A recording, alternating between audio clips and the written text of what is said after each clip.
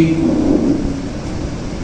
بسم الله الرحمن الرحيم يا أيها الذين آمنوا قوا أنفسكم وأهليكم نارا وقودها الناس والحجارة. جو بھی آپ کے سامنے آیت پڑھی گئی ہے اس کا ترجمہ یہ ہے کہ اللہ تبارک و تعالیٰ کہہ رہا ہے یا ایھا الذین آمنوا قوا انفسکم، ایمان والو تم اپنے آپ کو آگ سے بچاؤ. قوا انفسکم، اس کے بعد یہ کہتا ہے، یہ نہیں کہتا کہ اپنے آپ کو بچاؤ پھر دوسری امت کو بچاؤ پھر دوسرے لوگوں کو بچاؤ، بلکہ اللہ تبارک و تعالیٰ فرماتا ہے وَأَهْلِيكُمْ نَارًا، کہ اپنے آپ کو بھی بچاؤ اور اپنے گھر والوں کو بچاؤ. پھر آگے کہتا ہے کیوں بچاؤ، آگ کیا ہے وہ؟ اللہ کہتا ہے وَقُودُهَا النَّاسُ وَالْحِجَارَةُ، کہ جس کا ایندھن انسان اور پتھر ہوں گے، اس لیے اپنے آپ کو آگ سے بچاؤ. آگ سے بچانا کیسا ہے؟ انسان اپنے آپ تہجد بھی پڑھتا رہے، نفل بھی پڑھتا رہے، 50 سال تک تہجد پڑھتا رہے، 50 سال تک فرضوں کی ادائیگی نہ چھوٹے، بالکل امام صاحب کی تکبیرہ تحریمہ کے ساتھ وہ نماز پڑھتا رہے، لیکن اپنی نسلوں کی کوئی فکر نہیں، اپنے آس پڑوسی کی کوئی فکر نہیں، تو وہ بھی جہنم میں جائے گا. اللہ تعالیٰ کو ایسا آدمی بالکل پسند نہیں ہے.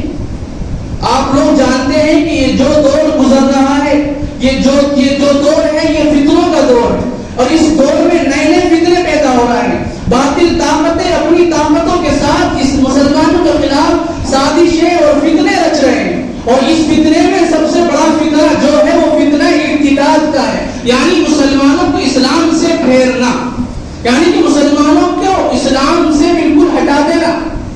آپ بات بالکل سمجھ رہے ہوں گے کہ مسلمانوں کے خلاف کتنی بڑی بڑی سازشیں ہو رہی ہیں کہ مسلمان کسی طریقے سے اسلام سے ہٹ جائے، اور بالکل یہ سازشیں ان کی کامیاب ہو رہی ہیں. آپ لوگ جانتے ہیں، ہم لوگ جو مسلم لڑکیاں اور لڑکیوں عشق کے نام پر اسلام سے پھر رہی ہیں، باطل کی سازشیں ہیں. اس کو سمجھنے کی ضرورت ہے. وہ لوگ اپنا کام پورا کر رہے ہیں اور ہم خواب غفلت میں سوئے ہوئے ہیں، غفلت کی نیند میں ہیں، بالکل ہمیں کوئی فکر نہیں. اس میں ہماری سب سے بڑی کوتاہی یہ ہے کہ ہم اپنے بچوں کی دنیاوی تعلیم پر جی جان پر محنت کرتے ہیں، لیکن ان کے عقیدے کی، ان کے ایمان کی کوئی فکر نہیں کہ ان کے عقیدے کیا ہے. جب بچوں کو عقیدہ، ہر بچہ اسلامی فطرت پر پیدا ہوتا ہے، باپ بناتے ہیں اس کو یہودی بنائیں، نصرانی بنائیں، باپ مسلمان ہوں گے تو مسلمان بنائیں گے. ہر بھی بچہ اسلامی فطرت پر پیدا ہوتا ہے. تو ہمیں چاہیے کہ ہم اپنے بچوں کی، اپنی نسلوں کی فکر کریں، لیکن ہمیں فکر کرنے کی ضرورت نہیں ہے. ہمارے بچے پڑھ رہے ہیں تو پڑھ رہے ہیں، نظر کوئی نہیں ان کی کن لوگوں سے دوستی ہے، کہاں اٹھنا بیٹھنا ہے، پڑھنے جاتے بھی ہیں نہیں، ان کا داخلہ کسی اسلامی کالج میں ہے بھی نہیں، کیا وہ اسلامی لوگوں کے ساتھ اٹھتے بیٹھتے ہیں، کیا انہیں اسلامی باتیں بھی سکھائی جاتی ہیں، کیا ہم لوگ انہیں اسلام سے تعلق کرواتے ہیں؟ کچھ نہیں. لیکن بچے پڑھ رہے ہیں تو پڑھ رہے ہیں. دنیاوی تعلیم ہے، دینی تعلیم بھی، دنیاوی تعلیم بھی ضروری ہے. میں یہ نہیں کہہ رہا ہوں کہ دینی تعلیم بھی دو، دینی تعلیم بھی دو، دنیاوی تعلیم بھی دو. یہ دنیا ہے، ایک سفر ہے. جیسے پہلے بتلایا تھا کہ عالم دنیا، اس سے آگے بھی ایک سفر ہوتا ہے. یہ دنیا ایک سفر ہے، یہ اس طریقے کا سفر ہے کہ یہاں پر ٹکٹ بک ہوتے ہیں. ٹکٹ اب انسان یا تو ایئر کنڈیشن میں ٹکٹ بنوا لے، یا اس میں جنرل میں ٹکٹ بنوا لے، دھکے دھکے کھائے. قبر میں جائے گا، ایئر کنڈیشن ہوگی، جنت کی کھڑکیاں کھلیں گی اور اس کے لیے جنت کے پروانے ہو جائیں گے. اور اگر دھکوں میں جائے گا تو فرشتے لٹ بھی ہو جائیں گے، جہنم میں بھی جائے گا. پھر اس کے بعد اگر ایمان والا ہے تو جنت میں جائے گا، اور کافر ہے تو جہنم میں اس کے لیے ہمیشہ ہمیشگی کے. اور اللہ حدیث میں ہے کہ ہر انسان ذمہ دار ہے، ہر انسان کو اس کی ذمہ داری کے بارے میں سوال کیا جائے گا کہ جو لوگ تمہاری زیر سرپرستی تھے، کیا ان لوگوں کے ایمان کی آپ نے فکر کی؟ کیا ان لوگوں کے ایمان کو آپ بچا سکے؟ کیا ان لوگوں کو سکھلایا؟ ہاں، اگر آپ نے بتایا ہے پھر بھی وہ غلط راہ اختیار کر لیں تو پھر آپ پر پوچھنی ہوگی. لیکن اگر وہ غلط راہ اختیار کر رہے ہیں، اور اس میں یہ نہیں کہ وہ کہے گا میرے ماں باپ نے تو مجھے کچھ بتایا ہی نہیں، نہ دین سے تعلق تھا، نہ مسجد سے تعلق تھا، نہ مجھے مسجد لے جاتے تھے، خود نماز پڑھتے تھے، مجھے چھوڑ جاتے تھے، تو یہ ان سے پوچھ گچھ ہوگی کہ تم نے اپنی نسلوں کی کوئی فکر نہیں کی. یہ ایک باطل کی بہت بڑی سازش ہے. وہ سازش کیا ہے؟ وہ سازش اسلام کو سو لوگ کر آئے. اسلام کو اتنا فائدہ نہیں جتنا ایک انسان کے اسلام چھوڑنے پر نقصان ہے. ایک انسان اسلام چھوڑے گا, اسلام کو اتنا نقصان ہوگا, سو لوگ ایمان لے آئے نہیں, اسلام کو فائدہ نہیں ہوگا. اسلام تو چیز ہی اختیار کرنے کی ہے, اسلام تو آیا ہے دنیا میں پھیلنے کے لیے کہ چھوڑنے کے لیے آیا ہے. اسلام کی فکر کریں, ان کی باطل طاقتوں کی سازش کیا ہے؟ باطل طاقتوں کی سازش یہ ہے کہ جو امام مہدی کا ظہور ہوگا اور حضرت امام عیسیٰ علیہ السلام کا نزول ہوگا, ان کی جماعتوں میں سے کم افراد شامل ہیں.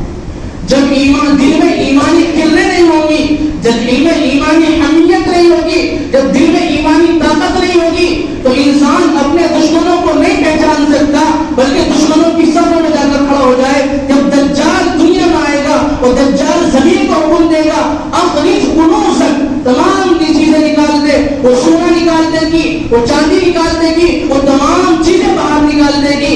انسان تو اسی پر بھٹک جائے گا, یہ تو خدا آ گیا, وہ مردوں کو زندہ کر دے گا.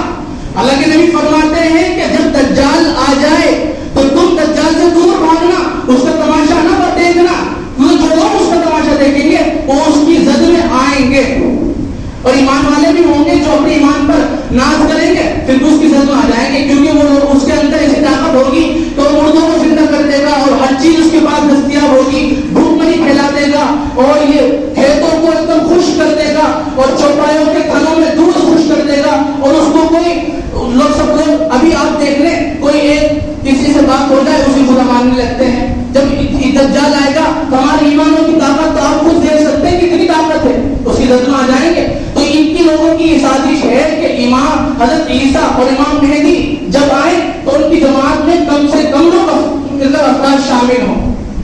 لیکن مسلمان ہیں کہ سوئے ہوئے ہیں, نہ اپنی نسلوں کی فکر, نہ بچوں کی فکر, نہ مسجد بچوں کو لاتے, مسجد ویران ہیں. اور یہ مطلب کہ رمضان ہے, اس رمضانوں میں یہی ایک انسان کو زندگی گزارنے کا طریقہ بتایا جاتا ہے کہ جس طریقے سے رمضان میں آپ حرام سے بچتے ہیں, سود سے بچتے ہیں, جھوٹ سے بچتے ہیں, بدنگاہی سے بچتے ہیں, گناہوں سے بچتے ہیں, تو پورے سال اسی چیز کی ضرورت ہے. پورے سال یہی چیز ہے کہ جھوٹ سے بچنا, سچائی کو اختیار کرنا, اور اپنے تجارت میں ایمانداری کو اختیار کر لینا. میرے بھائیو, اگر ہم اب بھی نہیں جاگیں گے تو پھر کیا ہوگا؟ تمہاری داستان تک باقی نہ ہوگی داستانوں میں.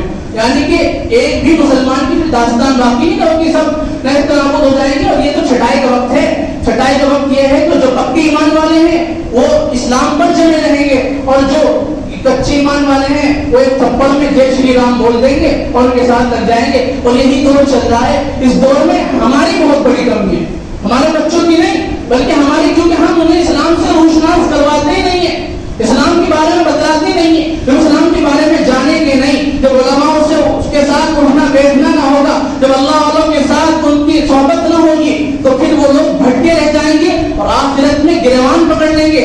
آپ سوچیں, جب اللہ کے نبی نے ہمارے اوپر اتنے احسان کیے, اللہ کے نبی بھی موجود ہیں, اللہ بھی موجود ہوگا, ہم سے سوال کر لیا گیا کہ تمہیں بچے دیے گئے تھے, تمہاری رعایت میں, تمہاری سرپرستی میں بچے تھے تمہارے, تم نے کیا کیا ان کے ساتھ؟ تو سوچیں کیا جواب دیں گے. رمضان کا وقت ہے, رمضان کا وقت تیزی سے گزر چکا ہے, آخری اشرا ہے, ہو سکتا آخری دن ہو نہ بھی ہو, لیکن امید یہی کہ آخری دن ہی ہو. لیکن اس میں ہم بیٹھ کر غور کریں کہ ہم نے رمضان میں رمضان کا حق ادا کیا ہے یا نہیں. اللہ کے نبی نے فرمایا کہ جو لوگ رمضان کو پائیں اور اس میں اپنی مغفرت نہ کروائیں تو بدنصیب ہے وہ شخص. تو ہم سوچیں کہ ہم ان بدنصیبوں میں تو شامل نہیں. اللہ کی رحمت برستی رہی کہ ہم نے اس رحمت کو حاصل کیا, مغفرت کا سیلاب چڑھتا رہا کہ ہم اس سیلاب میں نہائے دھوئے اپنے گناہ کو, کہ ہم جہنم کی آگ سے بچے. یہ اشرا وآخر عتق من النار, اور آخری اشرا جہنم سے بچنے کا ہے. کیا ہم اس میں اپنے جو ہمارے جہنم میں نام لکھے گئے ہیں, جہنم کے ایک طرح کہ ان ناموں کو ہم نے مٹایا کہ نہیں؟ اس کو فکر کریں, اس کی فکر کریں اور اپنی نسلوں کی فکر کریں, ورنہ تمہاری داستانیں تک نہ ہوگی داستانوں میں.